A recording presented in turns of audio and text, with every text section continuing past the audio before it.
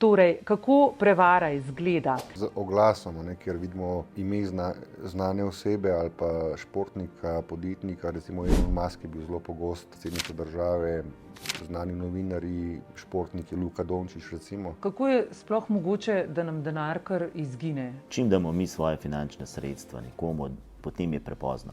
Je zelo težko ta denar nazaj dobiti. Poznam primer, ko je oseba vse prav naredila, vse prav. Samo mail je dobila, da mora narediti neko prenakazilo od menjalnice, ki ni prepoznal, da je prevarant v ozadju, pa je šel kar zajeten kupček kriptovalut. In katere varnostne korake moramo upoštevati, če investiramo v kriptotrg? Izpostavil bi štiri točke. Prva je Pozdravljeni, dragi poslušalci, in dobrodošli v novi epizodi našega podcasta. Moje ime je Marjeta Grmovšek in danes se bomo spustili v temne globine sveta spletnih prevar, kjer se za bleščečimi obljubami skrivajo nevarnosti, o katerih mnogi niti ne slutijo. Leto 2024 je leto, ko so spletne prevare postale bolj sofisticirane, bolj prefinjene in bolj smrtonosne za nič hudega sluteče vlagatelje. V svetu, kjer so obljube hitrih in bajnih zaslužkov ter fiksnih donosov postale vsakdanji del pogovorov, se marsikdo ne zaveda, da za vsakim klikom lahko preži past, ki bo sesula vaše sanje o finančni svobodi. V preteklem letu so se prevaranti opremili z najnovejšimi tehnologijami, umetno inteligenco in socialnim inženiringom, da bi vas zavedli in vam odvzeli tisto, kar ste dolgo gradili.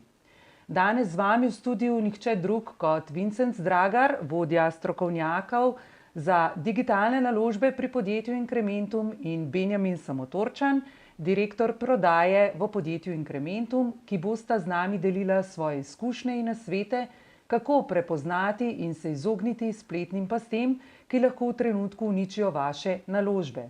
En lep pozdrav obema, pa bi morda kar začeli s kakšnim konkretnim primerom iz prakse, kjer gre za tipično investicijsko prevaro. Torej, kako prevara izgleda? Vincenc, bi začela kar midva. Nam poveš kakšen najbolj pogost primer? Pokliče zelo prijazen prodajalec klic iz recimo podjetja Blockchain, da smo mi dobili nekje, da imamo pozabljenih toliko in toliko bitcoinov v eni lepi vsoti, ki so se nam oplemenitili na eni kriptomenjalnici in sedaj seveda čakajo, kam bi zdaj to prenakazali. In ker so tako prijazni, nam tudi ponudijo vso to pomoč, ker je to zahteven postopek, da pač nam bodo oni pomagali, kako na osebni račun to dobiti, in seveda namen vsega tega pa je odtujitev denarja z osebnega računa. Ko pa nas pokličejo, gre za slovenske številke, morda s tujine? Praviloma je tako, da je to klic iz tujine, ampak so tudi že tako, bom rekel, zelo napredni, zverzirani, da je tudi veliko že iz slovenskih klicev, slovenskih številk. Ampak seveda je pa to v slovenščini, bolj polomljeni slovenščini klic, ampak izredno prijazen. Vse nam pomagajo, namen pa je seveda odtujitev iz osebnega računa. Torej je zelo pomembno, da smo pozorni, da prihaja klic iz Slovenije, ter da tisti, ki je na drugi strani, govori v slovenskem jeziku, torej v tekoči slovenščini. Seveda, to je eden od pogojev, oziroma da mi človeka poznamo, zaupamo, da vemo, komu dati podatke, ker nikoli vas ne bo nobeden klical iz enih resnih firm, dajte mi dostop do vaše spletne banke. To je že velik pokazatelj, da gre za prevaro. Je pa ponavadi tako, da so klici, če se na prvega ne odzovemo ali na drugega, so kar agresivni. Bomo v tistem dnevu dobili zelo veliko klicev iz različnih številk in enkrat se bomo javili in seveda je to že možnost, da smo žrtev prevare. Pa gre dejansko to kar preko telefona, se pravi, nekdo ti nekaj ponudi in ljudje kar prikimajo in... Tukaj gre za neko lažno kriptovaluto oziroma za njeno prenakazilo. To se pravi, mi nismo nič kupili, ampak imamo nekakšen denar, recimo 20.000 evrov v bitcoinih in zdaj oni samo želijo nam pomagati, da nam bojo prenakazali ta denar. In seveda nekdo, ki želi to, mogoče sem pa res 5 let nazaj nekaj kupil, sploh ne ve, kje ali je res, ampak če imam pa ta denar, pokažejo tudi fiktivno nekako ta kriptomenjalnico, ta znesek, toliko imate, da pa kako bi vam mi to nakazali. In seveda, in ko ne pridi prav v spletno banko, ima vse možnosti, da nam potem odtuji denar. Torej, če jim mi pokažemo ključ, jim ga zaupamo, oni enostavno pridejo v našo denarnico in nam spulijo. Ja, seveda, če imamo dostop do spletne banke, lahko delamo vse, če smo jim vse dali, ne? Vsa gesla, vse pač pine. Oni so pač takrat priklopljeni na telefon, na računalnik, na spletno banko in lahko počnejo tako, kot mi sami delamo, ne? Saj smo jim mi to nekako ponudila, ne? Benjamin, zagotovo poznaš tudi ti kakšen primer vlagatelja, ki je postal žrtev prevare? Ja, nažalost poznam kar nekaj primerov, kjer so osebe bile oškodovane oziroma so jim odtujili njihove prihranke, sredstva in tako naprej. Bi se pa mogoče kar na tole, kar je Vincenc ravno kar govoril, no, tudi sam sem doživel te klice iz slovenskih številk. Seveda, da sem pred nekje 5 leti nekaj na internetu tipkal in da sem odprl pač borzni račun in da je to zdaj se nekaj denarja nabral, v mojem primeru konkretno 6.600, pa še nekaj na decimalke, se pravi, tako pristna številka, ne, ni prevelika, ni premajhna, ne. In da ker ne uporabljam tega računa, da ga pač morajo zapreti in da ga ne morejo zapreti, dokler so na računu sredstva in zato bi mogli ta sredstva meni nakazati na račun.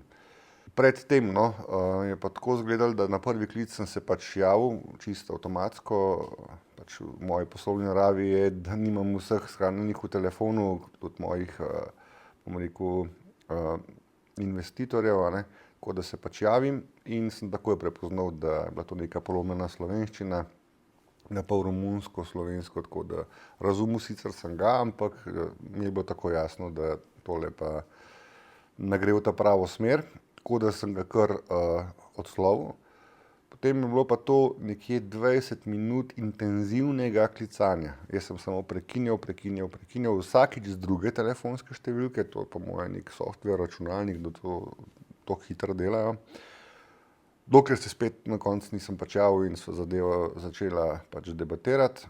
In jaz sem gladko malo rekel, kar zaprite račun, pa ta sredstva, kar vi imejte, ne rabite meni nič nakazati, ne rabim, ne. Ja, pa to tako ne gre, da pač moram povedati številko bančnega računa in vse to pa še zraven. Sem rekel, da ne, a ne. Vprašal sem, od kje pa je se to nabralo, saj jaz nisem nič nakazal, ne. Prav ne, dobil ste 50 evrov bonusa in se jih teh 50 evrov pač nabrali zdaj 6.700, pa še ne vem, koliko je bilo točno. Mislim, malo sem se pol tudi igral, da vidim, do kje grejo, ne. Seveda nisem pristal, ne, ker sem pač bile toliko vešč za te prevare, da pač nisem nasedel na to. No, še kar so bili vztrajni, a ne. Do trenutka, ko je bil pa ta že kar osoren, ne, razočaran, ker mu ni uspel, ne, in je rekel, da so mi kar denar nakazali na račun. Sem rekel, na kakšen račun ste ga mi nakazali? Ja, na vaš bančni račun. Sem rekel, na kater bančni račun? Ja, na ta, od SKB-ja, ne. Sem rekel, saj jaz nimam na SKB-ju računa. Ja, kje ga pa imate? Spet poskuša. Sem rekel, ne vem, kje ga imam. Tako da pol je zaključeno in pol so dali mir, ne. Torej, na začetku so zelo prijazni, če prav razumem, potem, če ne primeš na prvo žogo, so že malo osorni. V vsakem primeru pa ti želijo prodati neko super zgodbo. Vsekakor, zmeraj je neka zgodba v ozadju, zmeraj so neki denarci oziroma sredstva, ki lahko kakšnemu, ki je v taki ranljivi ali pa slabši situaciji finančni, pomeni neko svetlo uto, pa bo zdaj lažje, ne, kakorkoli. čeprav gre v tem primeru samo za nekje 6.000 evrov, ne, so pa tudi primeri, ki gre za 10-13 milijonov. Ne. Tudi to imam primer, sicer ni moja investitorka, ampak se je pa obrnila na mene, če bi lahko kaj pomagal. Namreč tukaj pa govorimo kar o konkretnih sredstvih, preko 100.000 evrov. Je podjetnica nakazala nekam v Anglijo in v bistvu ta svoja sredstva je videla oplemenitena na fiktivnem računu, ki je bil fiktiven, se pravi lažen, da ima ona iz teh nekaj 100.000 evrov 13 milijonov evrov. In dobila je klic iz Anglije od direktorja, da ji predlagajo, da se ona to izplača. Seveda je bila vesela, 13 milijonov. Ne. Ampak, da pa se to izplačilo lahko izvede, mora pa še 10% te vrednosti nakazati zaradi nekih davčnih obveznosti, ki so v Angliji, pač druga zakonodaja. Ona je v bistvu naredila še to napako, da je v bistvu pobrala ves denar iz računa iz podjetja, še od kolegov se je nekaj posodila, da je to nakazala, pod pretvezo, da se je čez 2 dni pa itak 13 milijonov imela na računu. Ne. Seveda to je nakazala, že prva investicija je bil vržen denar skozi okno in tudi ta druga, za 13 milijonov je šlo skozi okno, ker 13 milijonov pač ni bilo na računu. Gospa je bila zelo obupana, hotela me tudi v živo, prvo so se po telefonu pogovarjala, potem je zahtevala, mislim prosila, če se lahko osebno dobi z mano, da v živo sliši, tako da je bila zelo, zelo prizadeta, ker bila je v neki nerešljivi situaciji, tako da zelo zoprna zadeva. Sva na vezi še vedno, ker čez nekje 2 meseca so to gospo klicali isti prevarantje, pod pretvezo, da so odvetniška družba in da je ona investirala v prevaro, da jih sicer 13 milijonov ne morejo zagotoviti, da lahko dobi pa 7 milijonov. Seveda spet naproti vrednost odvetniške usluge, se pravi, je mogla spet nekje 70.000 evrov nakazati, ne, da bi dobila 7 milijonov. Ne. Seveda zdaj ta oseba je obupana, zdaj pa, res sem v prevaro investirala, in me je klicala, se rekel, samo ne nakazujte nič, ker so to isti ljudje. In zelo težko je se izviti iz tega primeža, ko si ti enkrat prevaren. No, saj ravno pred časom smo v novicah lahko prebrali članek o predsednici Nataši Pirc Musar, da je vložila 16 milijonov v novo podjetje in da bo to obogatilo vse državljane. Smo lahko tudi ob takem članku žrtev prevare? Kako prevarant tu dobi naše podatke? Vsekakor, tako kot sem že rekel, se pravi z oglasom, kjer vidimo ime znane osebe ali pa športnika, podjetnika, recimo Elon Musk je bil zelo pogost, predsednica države, znani novinarji, športniki, Luka Dončić recimo.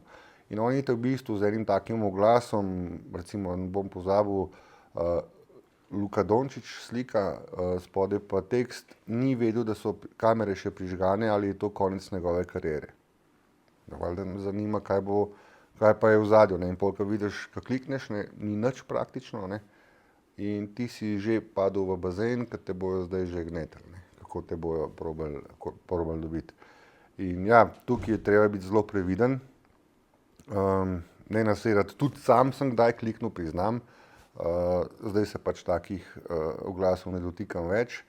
Tako da veste, mi internet imamo že kar nekaj časa, od leta 2000, vprašanje, kaj smo mi vse klikali, delali, pisali telefonske številke, maile, aplikacije smo prenašali, nikoli pa ne vemo, kaj je v ozadju.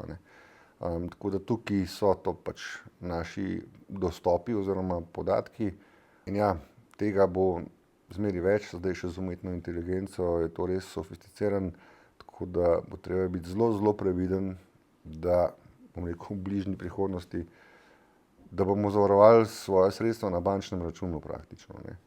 Lahko povem primer mojega sina, ki je bil takrat mladoleten, to je bil pač par let nazaj, je dobil mail od Fursa o 8:30 zvečer, da je njegova prošnja po odobritvi nekih davkov odobrena in da ga čaka izplačilo davka 293,16 €, nekaj takega je bilo, in da za izplačilo klikne tukaj, kjer moraš pa pol davčno številko dati.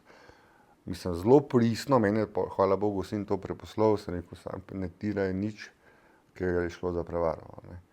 In tukaj se pač ujamemo in na majhne zneske, na velike zneske, res so te prevaranti, to niso neki povprečni ljudje, to so vrhunski računalničarji, programerji, to znajo zakriti svoje sledi in ponavadi, če smo žrtev, če nasedemo tega denarja po vsej verjetnosti, oziroma veliko verjetnosti, da ga ne moramo nazaj več dobiti. Je zakrit toliko, da tudi če damo vse prijave, je zelo majhna verjetnost, da ga bomo dobili nazaj. Torej, to so primeri, to je resnično med nami, se dogaja, teh žrtev je iz dneva v dan se več in več. Tudi jaz sem slišala za primer, kjer so z Microsofta klicali, da ima klicani okužen računalnik ter da ga morajo počistiti. Ne? In s tem so seveda dobili dostop do zaslona oziroma do celotnega računalnika s podatki. Vincenc, ali moramo to nemudoma prijaviti policiji? Če smo bili oškodovani na spletni banki, da je bil denar odtujen, seveda, mi moramo pristojnim organom to prijaviti. Je pa res, da je to neka, bom tako rekel, da ljudje, ki ni za tako velik denar, da je recimo nekje do 1000 € investiral, bil žrtev prevare, da je to kar mal sram in niti o tem noče govoriti. Kje šele, da bi to pač prijavil, ne? Ker itak reče, sej ne bom itak tega denarja nazaj dobil in ne pove nikomur. Pove enkrat nekje, pač, ko nekdo reče, jaz bi spet investiral, ne, to pa ne investirati, jaz sem bil žrtev, to pa to, in enačajo resne trge, resne finančne trge z prevarami. In on ima slabo izkušnjo in ne bo več nikamor dal, zanj je ta zgodba končana, ali pa na drug sistem, da hoče ta denar povrniti in da spet v naslednjo prevaro. To so različni pogoji oziroma različni načini. Ne?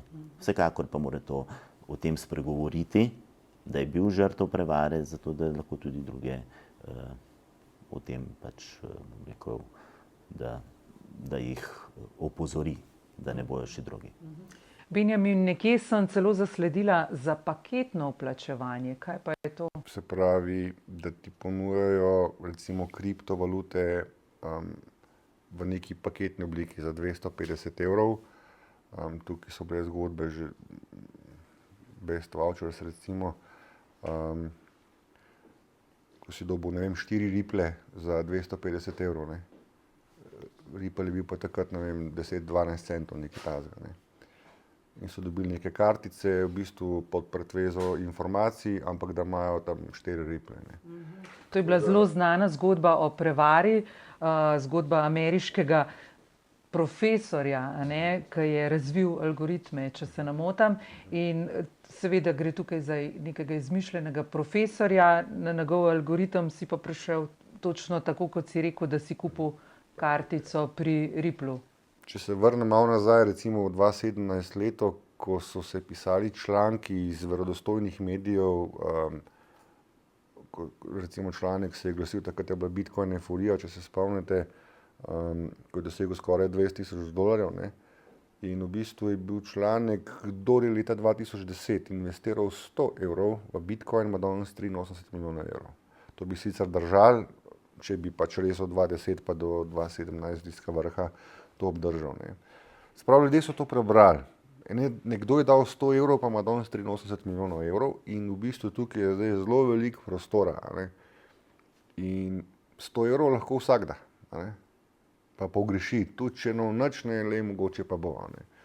In te paketi 70 €, predvsem so tukaj žrtve, kar sem opazil, predvsem upokojenci z nizkimi penzijami in tako naprej, ampak 70 € si bo pa si pa lahko privoščil, tudi 250 nekateri, ne. Čeprav vejo, da najbrž ne nič iz tega, ne, ampak mogoče pa bo. Ne. Se pravi, kot da bi kupil, ne vem, srečko, ki nima možnosti, da zadane, no, tako bom rekel, ali pa zelo mehko možnost za zadane. Ja, in te paketi so zelo pritegnejo, ne, 70, 100 evrov, 150 evrov, 250 evrov, 500 evrov, ne. To so vse zneski, ki mogoče koga ne zabolijo toliko, ker pač to ni njihova eksistenca, ne. Pa pač nasedejo zato, ker je prebral pa 2017 članek, da je nekdo dal pa 100 evrov, pa ima lahko 84 milijonov, ne. Saj ne rabimo 84 milijonov, se reče. Če bo 500 tisoč bo zadosta, ne. Tako da so pripravljeni pač. In kaj se potem zgodi s temi ja, 250 evri? Potem pa v bistvu ponavadi dobijo še kakšen klic, da bi še kakšen paket kupili, da je super, spet kakšni fiktivni računi, pol, kaj pa treba izplačati, je pa v bistvu zgodba podobna, kot sem prej že govoril, ne, da je treba spet potem nekaj da nakazovati. Torej, če prav razumem, vmes se jim znesek zviša na neko vrednost. Neka fiktivna vrednost. Potem želijo, da zopet nakažeš, tako, ko pa je potrebno izplačilo. Ja, seveda, se pol ni težko nakazati, če vidiš, da imaš več, ne. Sam prej pa noben ne naredi izplačila, ne, ker ko pa narediš izplačilo, pa to pač ni možno, ne. Tukaj imam en primer,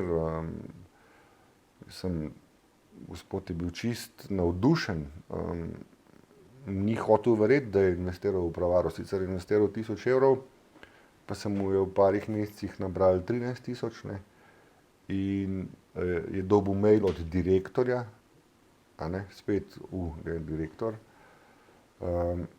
ni znal govoriti angleško, tako da me je poklical, če mu lahko pomagam, a ne, da on bo jutri ob 10 dobil klic od direktorja in da bi se jaz javil, da bi se pač za to izplačilo, ker je mogel odprti neko denarnico, kriptodenarnico, a ne, da bo pač dobil nakazano, ne. Pa sem mu že po telefonu pač rekel, kakšno, a ste kriptovalute nakazal? Ne. Ja, zdaj te pa kriptovalute dobil, kako to zdaj, ne. No, sem mu že po telefonu sem že razbral, da gre za prevaro, sem mu tudi rekel po telefonu, ampak je kar vztrajal, dajte prosim priti, no. Sem prišel in res je gospod klical, angleško smo se pogovarjali, da pač moram odpreti Bitcoin wallet. To sem naredil. Spet na čas sva dogovorjena, da bo poklical, spet pokliče, sem rekel, da sem denarnico odprl, ne. Pravi, no, zdaj moram pa jaz videti, če ste jo pravilno verificiral, ne. Sem rekel, pravilno sem jo verificiral, kam vam pošljem kodo, da boste pač nakazali, ne. Ne, moram videti, če ste res pravilno verificiral, ne. Ja, kako te pa videl, ne? Ja, bi vam jaz preko AnyDesk, to je aplikacija kot TeamViewer, recimo, ne, kjer se nadaljavo lahko povežeš v drug računalnik. Se rekel, gospodu, no, a te dovolil za to? Ja, seveda, kar, ne, a ne. No, jaz sem seveda spremljal, kaj počne in je šel v denarnico, print screen oziroma screenshot je naredil QR kode denarnice, to sem vse videl, sem rekel, glejte, kaj zdaj dela. In spet pokliče in reče, ja, denarnica je pravilno verificirana, čez 20 minut boste imeli denar na računu. In gospod, oseba zelo vesela, ne, 5 minut pred iztekom 20 minut spet klic, ne, da je vse pripravljeno, da je pa treba na to denarnico nakazati 10% te vrednosti v Bitcoinu. No, sem rekel, a boste nakazali zdaj? Ja, ne bom, ne. To pa ne, ne. Se pravi, spet ena oblika, kako bi jo že prvo nakazilo, pa potem še za izplačilo še ob eno, ne. Seveda tega ni naredil, jaz sem mu potem tudi svetoval, da gre računalnik formatirati, ker ne veš, kaj ti je lahko še v zadnji naložil, da bi lahko konec koncev prišel tudi do tvojega bančnega računa, a ne. Tako da to so zelo zoprne stvari, no, ko si enkrat tako in... Preden nadaljujemo in če želite izvedeti še več o investiranju v kriptovalute, se na povezavi spodaj prijavite na posvet. Torej, kadar gre za te res prelepe zgodbe, gre pravzaprav skoraj sigurno za scam, ne? Za prevaro, ja. Tako. Zdaj, it's no easy money, bom rekel, ne. Se pravi, ljudje, ki iščejo bližnjice do hitrih zaslužkov, po vsej verjetnosti se ta zgodba ne konča dobro, oziroma ta način. Treba je premišljeno, sploh te klici, zahtevati osebno srečanje. Kje imate pisarne, a ne. Če to ni možno, je to tudi že en pokazatelj, nekaj ni. Govorica slovenščina, a je slovensko, je to nekaj popačeno, dvojina recimo, zelo se tudi kaže, ker ne znajo, ker nimajo. Stroški, od kje pa vi živite, a ne, tako, to treba malo vprašati, ker vsako zdravo podjetje ima stroške, marže, ne vem, zaračunava storitve, karkoli, podjetje mora od nečesa živeti. In če podjetje nima stroškov, to je zelo velik alarm, da gre za prevaro. Ker drugače podjetje ne more obstajati. Torej, če ni stroškov, kje pa pol vi živite, od česa, ne. Tako da ja, to so te glavni pokazatelji oziroma znanilci, da gre za prevaro, ne. Najbrž tudi to, ne, da nas potem kar silijo, dejte, zdaj se morate odločiti, Ja, čim prej. to je njihov način, se pravi, so zelo agresivni, takoj zdajle še 5 minut časa, ne, izteka se čas, dajte čim prej, a ne, za neke bajne rezultate, ali pa da ti prejudicirajo rezultat, tedenski zaslužek, 14-dnevni zaslužek, mesečni zaslužek, toliko je vsak mesec, ne. Zdaj se zelo eno glas pojavlja, eno računalniško igrico, 4500 evrov na teden, mislim, zelo hitro lahko človek nasede. In toliko so agresivni s tem oglasom, da enkrat bo sigurno kakšen, a ne, pa bom pa probal, ne, sej, da vidimo, kaj je to, ne. Ampak to je to. Tukaj pač moramo biti zelo previdni, no. Pred kratkim sem na spletu prebrala članek z naslovom Vlagatelju izpraznili račun in ukradli 100 000 evrov. To je v bistvu ena zgodba, v kateri je neznani storilec izpraznil bančni račun vlagatelju za 100 000 evrov. Vse se je pa začelo tako, da je vlagatelj prejel elektronsko sporočilo s ponudbo za domnevno zelo donosno investicijo.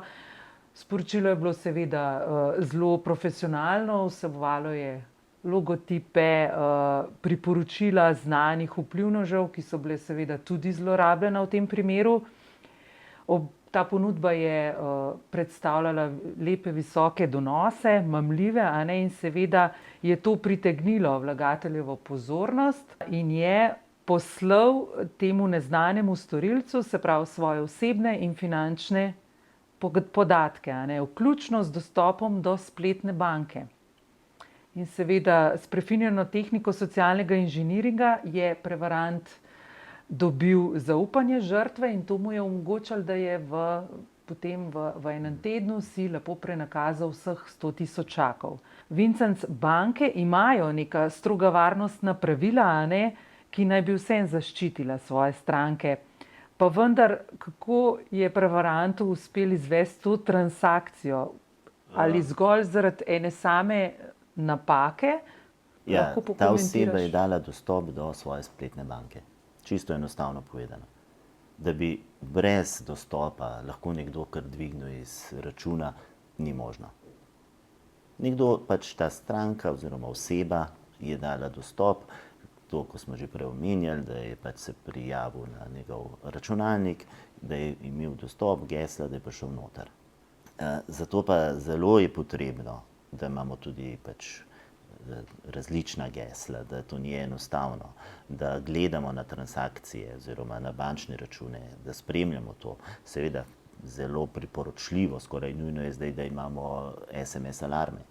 Da recimo tukaj si omenila, da je cel teden nekaj dvigal, ne, 100 000 evrov. To je, ne, bi mogel že zazvoniti alarm te osebi, da zakaj je nekdo dvignil, ne, da je bilo upravljenih več dvigov pač v različnih dneh. To so pač to, kar banka tudi ponudi, da imaš SMS alarm za vsak dvig, za vsak priliv, zato da si ti skozi na tekočem. Tudi moji ženi se je nedavno naredil, ker je pač nekaj plačevala z bančno kartico preko spleta In ob 11. zvečer je začel telefon zvoniti, oziroma zvoniti s SMS alarmi. Ne? In seveda, ker sem to videl, da je to nekaj v Ameriki, kar nekaj pač nekaj nakupi, sem takoj na videoklic, takoj blokiral kartico, a ne. No, do zjutraj je bilo, seveda blokirano že, je bilo 53 transakcij izvedenih. Celo noč pač smo dobili alarme, ampak seveda to so bili že zavrnjeni. Potem je pa seveda, morate iti na banko, možnost je tudi pač dati reklamacijo na to, a ne. Torej je možno dobiti sredstva nazaj? Če ste vse naredili, kot je prav, da banka zazna, da ste vi pač bili res oškodovani, ne? Da ste bili oškodovani, da ste vse naredili prav, ne da ste nekomu dal vse podatke, tukaj imaš spletno banko, vse dostope, da pa delaj z mojim računom, kar hočeš. To pa mislim, da banka ne krije. No? Benjamin, nam lahko malo razložiš, kako je sploh mogoče, da nam denar kar izgine?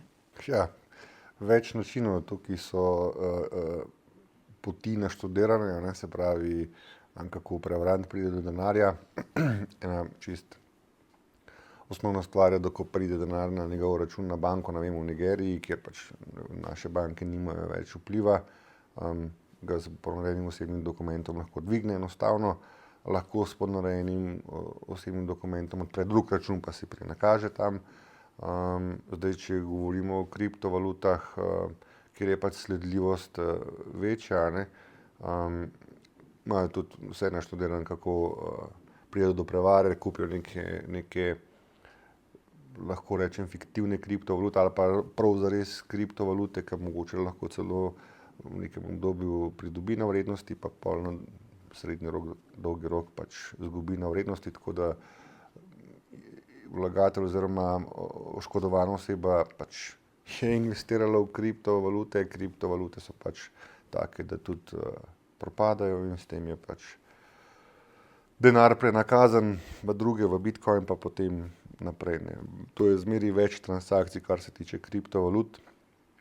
Poznam tudi primer, ko je bilo to eno kar nekaj kriptovalut, pa smo sledili, tudi na policijo smo šli, tam so nam pomagali, oziroma tej osebi pomagali, tako da smo prišli do tega, da bi v bistvu samo menjalnica, tam, kjer je imel odprt račun, morala povedati, kdo to je.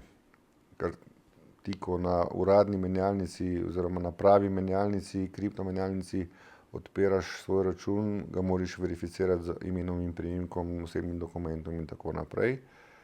Vendar je bil potem odgovor menjalnice ta, da je bila v bistvu transakcije, ki so bile toliko razdrobljene, da tega podatka ne smejo dati, ker mi ne moramo dokazati, da je to naš denar, ne, oziroma da so to naše kriptovalute. Pa smo prišli res toliko daleč, da, a ne, ampak enostavno tukaj se pol je zgodba zaključila. Tako da še enkrat, prevaranti niso neki poprečni ljudje, to so vrhunski programerji, računalničarji, ki znajo zabrisati sledi tako, da je zelo majhna verjetnost, da bi kakšen denar nazaj dobili. Tako da še enkrat, tukaj treba biti res previden. Vedno težje bo, če se ne bomo izobraževali, če ne bomo šli s časom, umetna inteligenca je prišla, res bo že kar obdržati denar na bančnem računu. Sam, zdaj ravno kar sem se spomnil, primere, sem dobil SMS iz NLB-ja, tam, kjer imam pač odprt račun, da zaradi neuspelega vstopa 3-krat zapored, se pravi, da sem se 3-krat zapored napačno logiral v svoj račun, je račun začasno blokiran, za aktivacijo računa kliknite tukaj. In jaz pač se nisem logiral, sem vedel, to nekaj ni, ne. Tako da, če bi kliknil tja, tam pa vse, pini, vse bi bilo treba vpisati, ne, in si že v bistvu dal vse podatke temu prevarantu, da ti lahko iz računa pobere denar.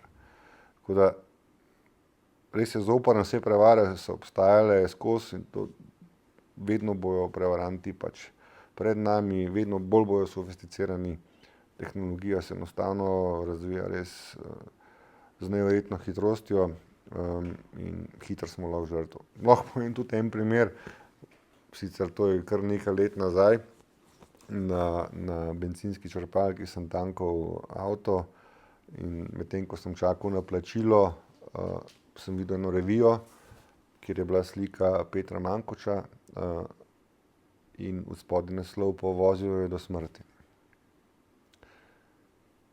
Ja, malo sem bil radoveden in sem še to revijo vzel, to bom pa jaz prebral. Ne. No, pol, kar sem prebral, je res povozil do smrti, ampak žabo na cesti. Take, a ne, in na take načine nasedamo, da pač kupujemo oziroma investiramo in temu se bomo mogli pač izogniti. Ne. Bojo pa res te članki vedno bolj pristni. A ne. Zdaj, tudi slovenščina bo bolj popolna, kakor zdaj ni, recimo. Ne. Mogoče je tudi cilj prevarantov, da ni popolna. Ne. Mogoče je prelepa slovenščina tudi odboj od kakšnega. Ne. To pač imajo naštudirano. Ne. To je psihologija. In ti, ko si enkrat preko enega oglasa, tudi sam sem kliknil, evo, priznam, nisem imun. Ne. Zdaj pač teh ne počnem več, ker vem, kaj je bilo pred tem, kar nisem vedel, sem pa kliknil. Ne. In moj mail je v tej bazi in ko bom prišel na vrsto, to tudi pridejo pač te klici. Ne. Tako da ja, denar v zelo majhnem številu primerov, da se ga da izslediti oziroma dobiti nazaj, drugače pa to po vsej verjetnosti izgubljen. Ali obstajajo kakšni znaki, ki jih lahko prepoznaš enostavno, da gre za prevaro? Ja, o tem sem že malo govoril. Se pravi, polomljena slovenščina, ni stroškov, ni podjetja, ni sedeža podjetja, bajni zaslužki, hitri zaslužki, tedenski rezultati oziroma donosi, mesečni donosi in tako naprej. To so vse znanilci, da nekaj ni v redu, ker na finančnih oziroma pri finančnih investicijah ti ne moreš imeti nek trg se pač giba in ne moreš ti določati tedenskega donosa. Ne. Lahko se obrne drugače oziroma lahko se približaš temu kakorkoli, ampak te fiksni donosi, sploh teh traderjev ali pa kakšnih robotov, to je zelo, bom rekel, varljivo, no, nerealno, bom rekel.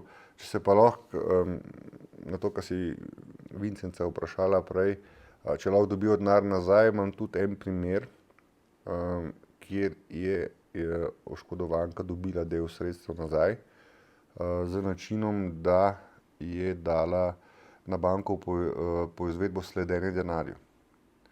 In na srečo, se pravi, ti prevaranti še niso tretje transakcije, ker je 3-krat nakazala, še dvignili z računa in jih v bistvu banka je sledila in jih je dobila potem nazaj. Se pravi, če hitro urgiramo, obstaja majhna možnost, da dobiš, da lahko ujameš še prav tisto, kar si dal. Ne.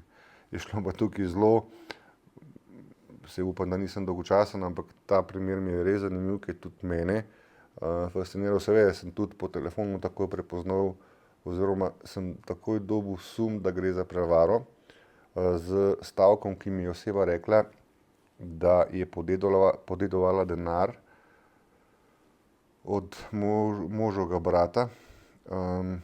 Njen mož je bil tudi že pokojni takrat in da je vlagal v rudnike, v Kanado, v rudnike zlata. In to je bila tudi ena prevara, ki sem jo tudi že kot ta nigerijski princ podobna. In sem rekel, gospa, koliko boste pa podedovala? Pravi, ja, 2 milijona evrov. Ne. Sem rekel, to, kar ste mi rekla, najbrž gre to za prevaro. Ne. Ne. Jaz to osebo poznam, sem jo tudi v živo videla, sem bil že čakaj, mogoče pa res kaj, ne. In imam vse papirje, odločbo iz sodišča, gor, dol, tako da se je oglasila pri meni potem v pisarni z vso dokumentacijo. Jaz sem prosil še našo službo, ki je pač podučena na tem področju, da so prisotni zraven. To je bilo res noro, res vse, potni list od direktorja banke, preverili, ja, potni list. Sodišča, vse je v redu, odvetniki, vse toliko pristno, a ne. No, potem smo razvozlali zadevo, tako da je šlo nekaj manj kot 100 000 evrov, 20 smo jih uspeli dobiti nazaj, ostalo smo pa tudi prišli do tega, da je šlo pa za nakup orožja v Nigeriji. Zoprne zadeve so to, no, ampak tukaj nam moramo pomagati, tukaj morajo pač ljudje biti res previdni, če niso prepričani. Jaz imam kar nekaj klicev svojih klientov, ki me kličejo, ki tudi njih kličejo, a je to prevara, a ni, to je super, pohvalno. Seveda preverim, a ne, in doslej je šlo vedno za prevare, a ne. Zdaj, tisti, ki ni siguren, naj gre stran od tega, ne, tako. Kako pa je z maili? A je lahko tudi moj mail, na primer, izpostavljen kakšnemu kriminalu? A je morda smiselno, da na vsake pol leta malo pogledamo, če je tudi naš mail zašel v kakšno sumljivo bazo podatkov? Vsekakor posod tam, kjer so pač generirana gesla, je to mail, je to bančni račun, je to, ne vem, račun na kriptomenjalnici, je to geslo od denarnice, dobro, tega moraš drugače zaščititi. Je fajn, da ta gesla občasno menjaš, a ne. Se pravi, nikoli ne veš, vedno več si prenašamo teh aplikacij, ki so, bom rekel, nepreverjene, ne veš, kaj je v ozadju, lahko je kakšen server, ki ti lahko v bistvu vse, ne vem, kode prebere, a ne, pa ima vse podatke tvoje.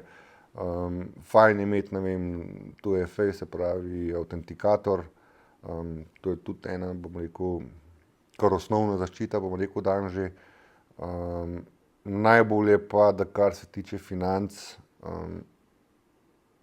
da imaš poseben računalnik, imaš samo finance gor in nič drugega.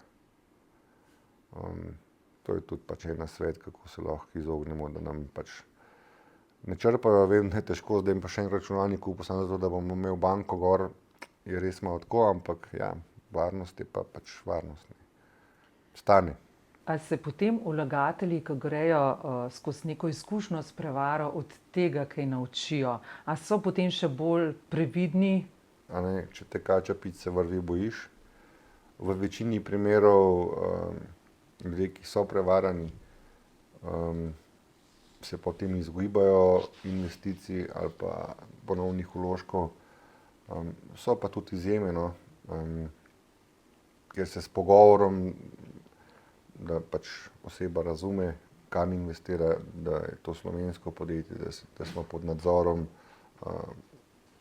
pol počasi to zaupanje pridobiva nazaj. Ne samo pri nas, tudi drugje.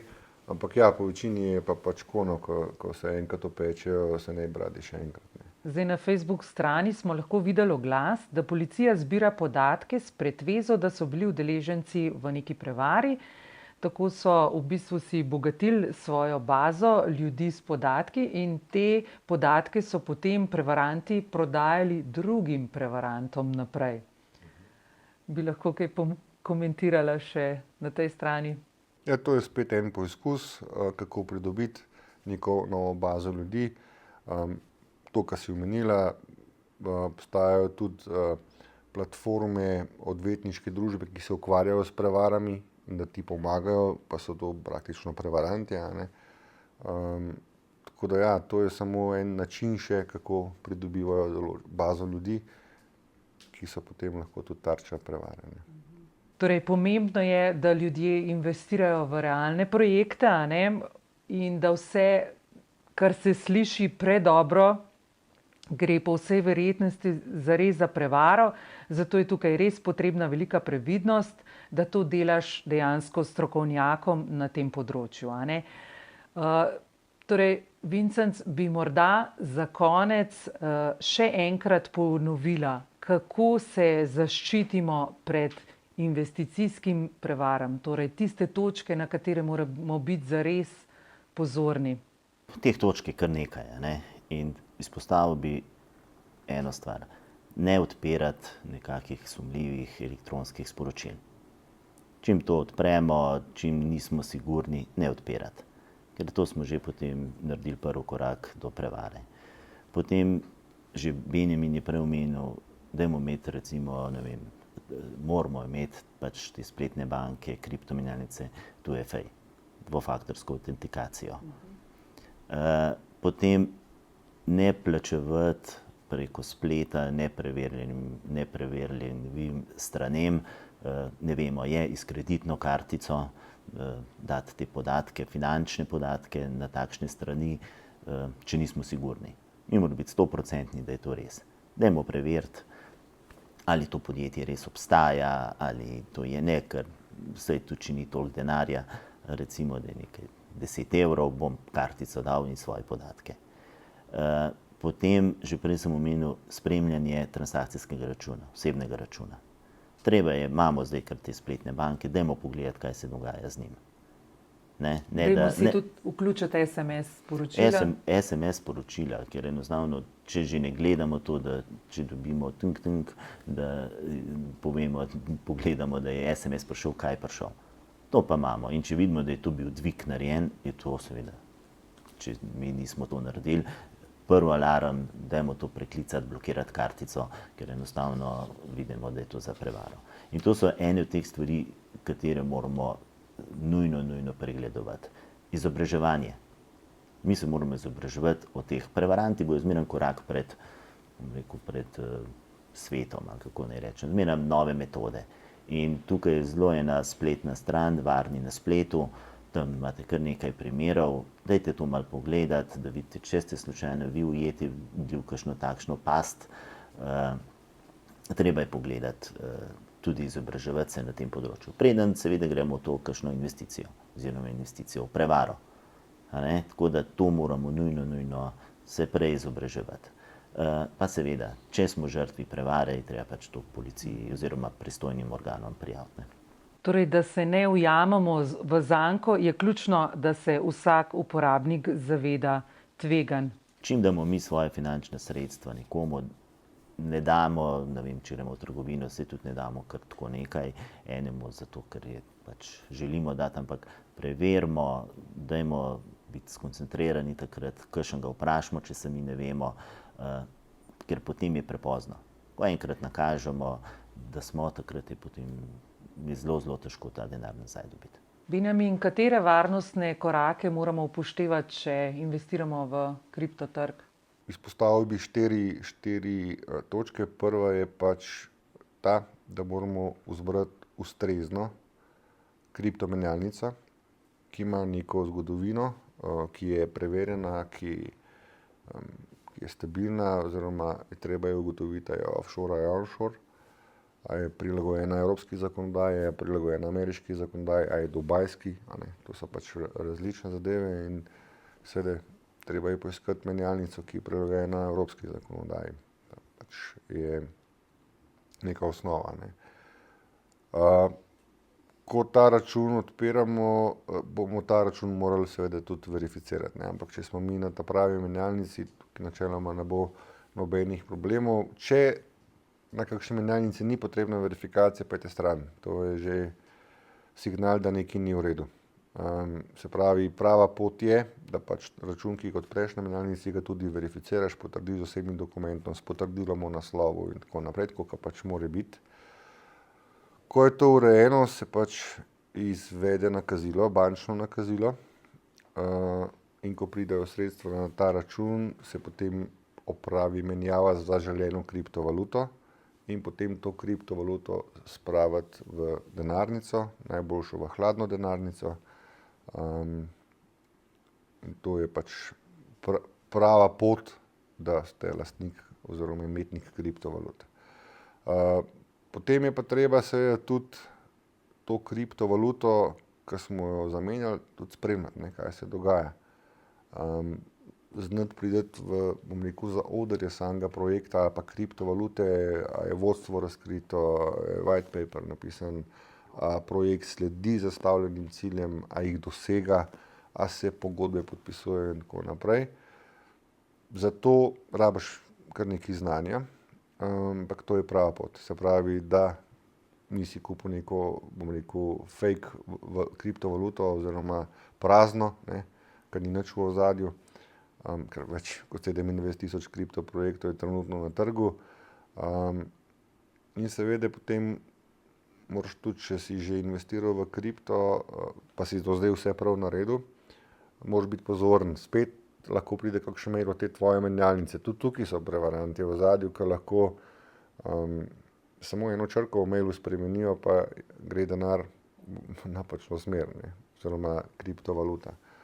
Tako da tukaj treba biti tudi pozoren. Poznam primer, ko je oseba vse prav naredila, vse prav. Samo mail je dobila, da mora narediti neko prenakazilo od menjalnice, ne, ki ni prepoznal, da je prevarant v ozadju, ne, pa je šel kar zajeten kupček kriptovalut. Ne. Tako da jaz bi rad živel, pa bi rekel, da lahko brezskrbno živimo, sam tega bo zmeraj več. No.